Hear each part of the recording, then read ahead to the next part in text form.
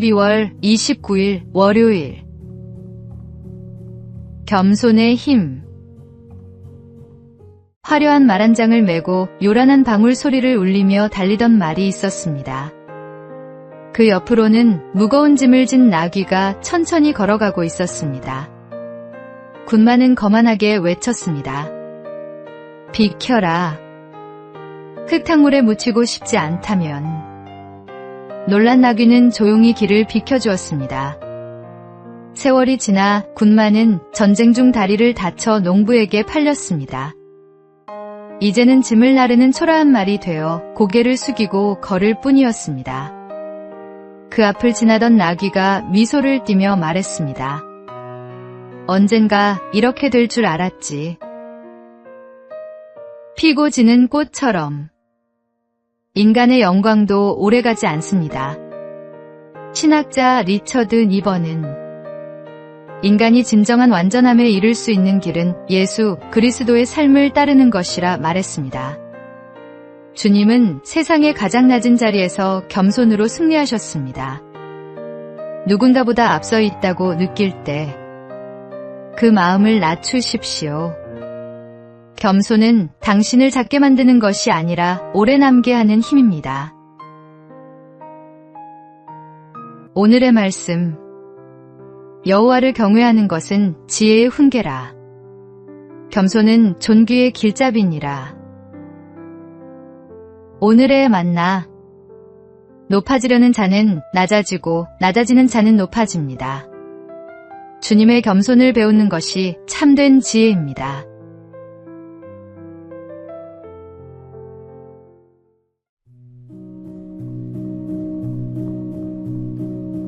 (12월 30일) 화요일. 모두가 칭찬받는 졸업식. 우리나라에서는 학년이 끝나는 12월에 수업이 모두 마무리되더라도 졸업식은 새해 2월이 되어야 비로소 열립니다. 게다가 졸업은 대개 사진을 찍고 꽃을 받고 짧은 인사를 나누는 한 해의 끝을 기념하는 행사로 마무리되곤 합니다. 그런데 미국의 초등학교 졸업식은 조금 다릅니다. 아이들의 이름이 하나둘 불리며 무대 위로 올라가는데 전교생의 절반 이상이 상을 받습니다.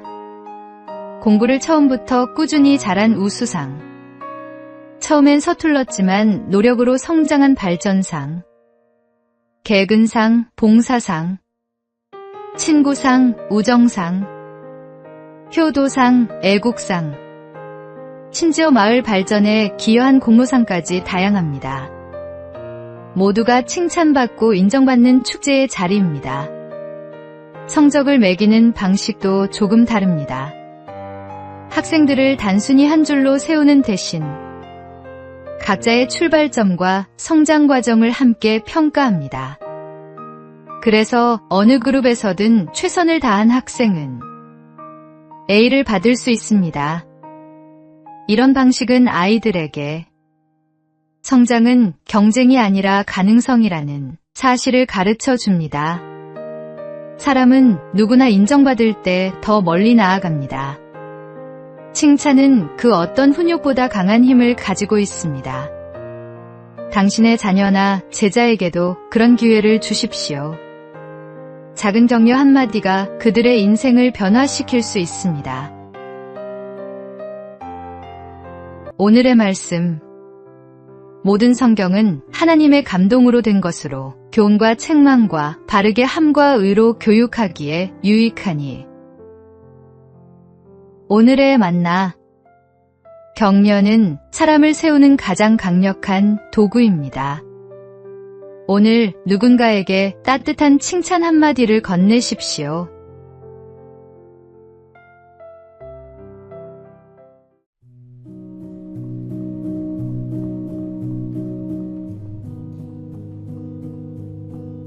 (12월 31일) 수요일. 하나님의 때. 한 농부가 있었습니다. 그는 하나님을 믿지 않았고 자신의 힘으로 모든 것을 이루었다고 생각했습니다. 어느 해 그는 기독교 잡지에 편지를 보냈습니다. 나는 하나님도 예수도 알지 못합니다. 그런데 봄에 밭을 갈고 씨를 뿌린 뒤 여름 내내 아무 일도 없이 가을에 누구보다 풍성한 수확을 거두었습니다. 내 이웃인 신앙인보다도 훨씬 많이 거두었지요. 그렇다면 하나님의 공의는 어디에 있습니까? 그 편지를 받은 잡지의 편집인은 짧지만 깊은 대답을 보냈습니다. 하나님은 가을에 결산하지 않으십니다. 연말에도 결산하지 않으십니다. 우리는 때로 눈에 보이는 결과로 하나님의 사랑을 재려할 때가 있습니다. 불신자의 형통함 앞에서 의문이 들고 믿는 사람의 고난 앞에서 마음이 흔들리기도 합니다. 그러나 하나님은 세상의 시간표로 심판하거나 상급을 계산하지 않으십니다. 모든 일에는 때가 있고 그분의 계획 안에는 실수가 없습니다. 이 한 해를 마무리하며 지금의 형편이 어떠하든 감사의 마음으로 하나님을 바라보길 원합니다. 눈앞의 결실보다 더 크신 하나님의 손길을 믿으며 다가오는 새해에는 믿음의 열매로 그분께 찬양을 드리는 복된 삶이 되기를 소망합니다. 오늘의 말씀. 사람이 마음으로 자기의 길을 계획할지라도 그의 걸음을 인도하시는 이는 여호와시니라. 오늘의 만나. 우리의 인생은 한 해로 완성되지 않습니다. 하나님의 시간 안에서 모든 것이 합력하여 선을 이루심을 믿으며 오늘도 신실하게 주님 앞에 나아가십시오.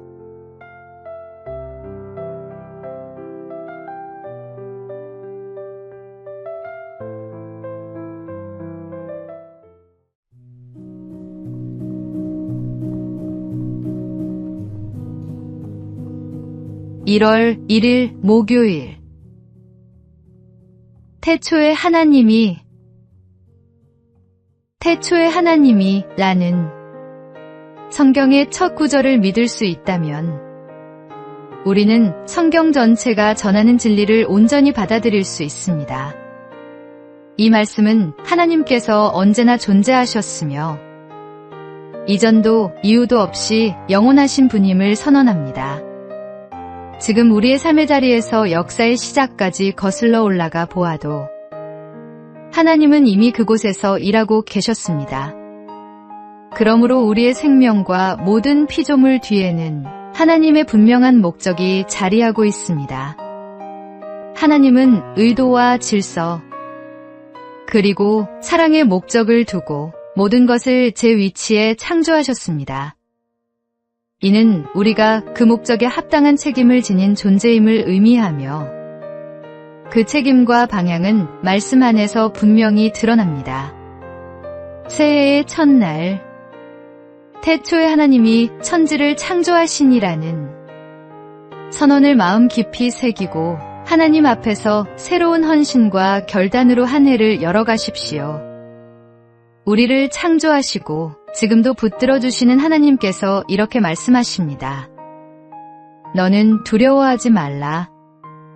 내가 너를 구속하였고 내가 너를 지명하여 불렀나니 너는 내 것이라. 오늘의 말씀. 태초에 하나님이 천지를 창조하시니라. 오늘의 만나. 창조주 하나님을 신뢰하며 그분이 주신 삶의 목적을 발견하는 한 해가 되기를 소망합니다.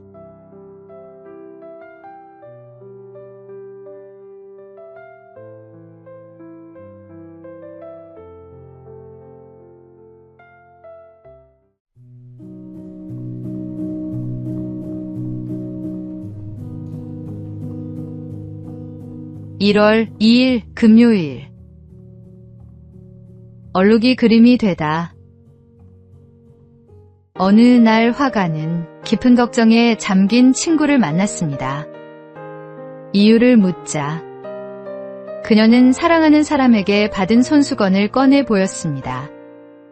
실수로 잉크 한 방울을 떨어뜨려 아름다운 손수건 한가운데에 큰 얼룩이 생겨버린 것입니다.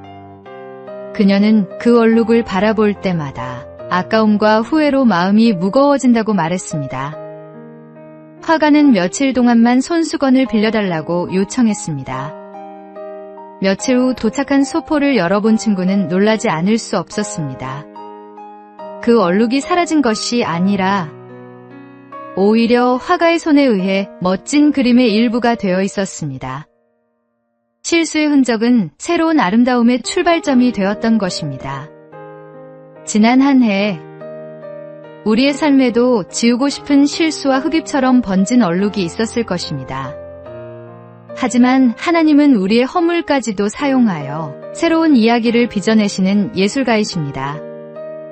우리가 후회로 바라보는 자국조차도 그분의 손에 맡겨질 때 은혜의 그림이 됩니다. 새해를 맞는 지금, 하나님께서 우리의 지난 흔적을 통해 어떤 작품을 그려 가실지 기대하며 걸음을 내딛어야 합니다.